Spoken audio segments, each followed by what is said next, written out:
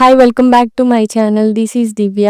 ఈరోజు రెసిపీ వచ్చేసరికి ఈ సమ్మర్ సీజన్‌లో వంట దగ్గర నుంచొని వంటగదిలో వంట చేయాలంటే చాలా చిరాకుగా ఉంటుంది కదా! ఏదైనా సింపుల్‌గా, క్విక్‌గా అలాగే టేస్టీగా అయిపోయే రెసిపీలలో ఇదొక రెసిపీ అనమాట. చాలా క్విక్‌గా చేసేసుకోవచ్చు. ముందుగా స్టవ్ వెలిగించుకొని ఒక 3 టేబుల్ స్పూన్స్ వరకు ఆయిల్ అనేది యాడ్ చేసుకొని, ఒక పావు టీ స్పూన్ జీలకర్ర, అలాగే పెద్దగా కట్ చేసుకున్న 2 పెద్ద సైజు ఉల్లిపాయలను కూడా సన్నగా యాడ్ చేసుకోవాలనమాట. కొంచెం జీలకర్ర ఫ్రై అయిన తర్వాత ఇవి ఆనియన్స్‌ని కూడా యాడ్ చేసుకొని మీడియం ఫ్లేమ్‌లో ఒక 10-15 మినిట్స్ పాటు ఆనియన్స్ అన్నీ కూడా బాగా ఫ్రై అయ్యేంత వరకు కూడా ఫ్రై చేసుకోవాలి. చక్కగా ఏ కప్‌తో అయితే చూపించానో లేదు మీరు తీసుకునే ఎగ్స్ క్వాంటిటీకి సరిపడా వేసుకుంటే సరిపోతుందనమాట. ఎగ్స్‌ని కూడా బాయిల్ చేసి పక్కన పెట్టేసుకోండి సైమల్టేనియస్‌గా.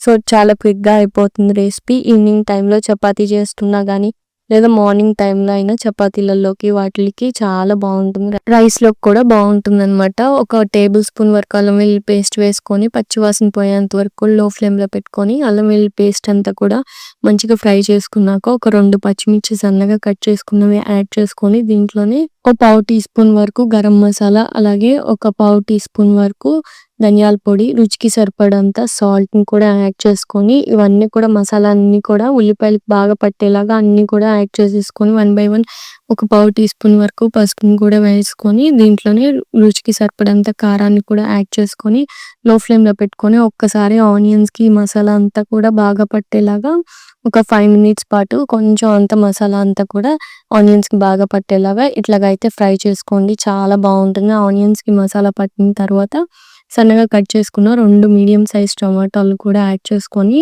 మీడియం ఫ్లేమ్‌లో టమాటా అంతా సాఫ్ట్‌గా కుక్ అయ్యేంత వరకు కూడా ఎలాంటి వాటర్ యాడ్ చేయకుండా చక్కగా మీడియం ఫ్లేమ్‌లో పెట్టుకొని, ఈ విధంగా అయితే కుక్ చేసుకోవాలనమాట. టమాటా అనేది సాఫ్ట్‌గా కుక్ అవ్వాలి కాబట్టి, సో, కుక్ అవుతున్న మధ్య మధ్యలో ఇలాగా స్పూన్‌తో ఇట్లాగా మనం అంటూ ఉంటే చక్కగా సాఫ్ట్‌గా అయిపోతుందనమాట. టమాటా అనేది చక్కగా ఈ విధంగా సాఫ్ట్‌గా అయిపోవాలి మనకి. ఇప్పుడు కొంచెం అంత ఒక టీ గ్లాస్ వాటర్‌ని యాడ్ చేసుకోవాలి. కొన్ని వాటర్ యాడ్ చేసుకోవటం వల్ల టమాటాలు కుక్ అవ్వకుండా ఉంటాయి సమ్‌టైమ్స్. అందుకే సో, ఫస్ట్ ఆఫ్ ఆల్ టమాటా అంతా సాఫ్ట్‌గా కుక్ అయ్యేంత వరకు కూడా కుక్ చేసుకున్న తర్వాత ఒక టీ గ్లాస్ వరకు వాటర్‌ని యాడ్ చేసుకొని, ఇప్పుడు దీంట్లోకి నేను చూపించిన విధంగా బాయిల్ చేసుకున్న ఎగ్స్‌ని ఈ విధంగా కొబ్బరి తురుముకుండే దాంట్లో చక్కగా ఇట్లాగా గ్రేట్ చేసేసుకుంటే సరిపోతుందనమాట.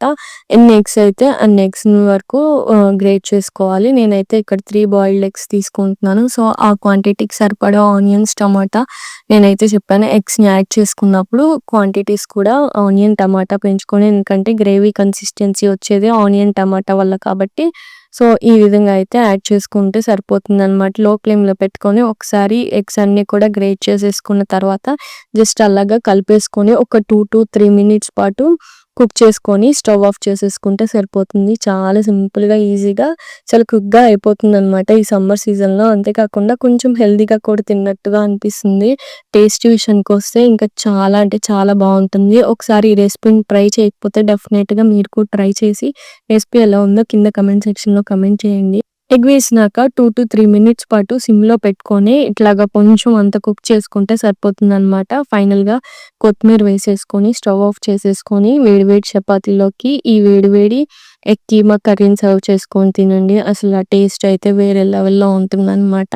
చాలా సింపుల్‌గా, చాలా క్విక్‌గా అయిపోతుంది. ఒకసారి కొత్తిమీర అంతా బాగా మిక్స్ చేసేసుకొని సర్వ్ చేసుకుంటే సరిపోతుందనమాట. ఇలా వేడి వేడి చపాతీలలోకి అలాగా వేడి వేడిగా ఎగ్ కీమా కర్రీని మీరు కూడా ఒకసారి ట్రై చేసేయండి. చూసారు కదా ఈరోజు రెసిపీ అయితే ఎగ్ కీమా కర్రీ. ఈ రెసిపీ గనుక మీకు నచ్చినట్టయితే తప్పకుండా మన ఛానెల్‌ని సబ్స్క్రైబ్ చేసుకొని మీ ఫ్రెండ్స్ అండ్ ఫ్యామిలీ మెంబర్స్‌కి షేర్ చేయండి, లైక్ చేయండి. Thank you so much.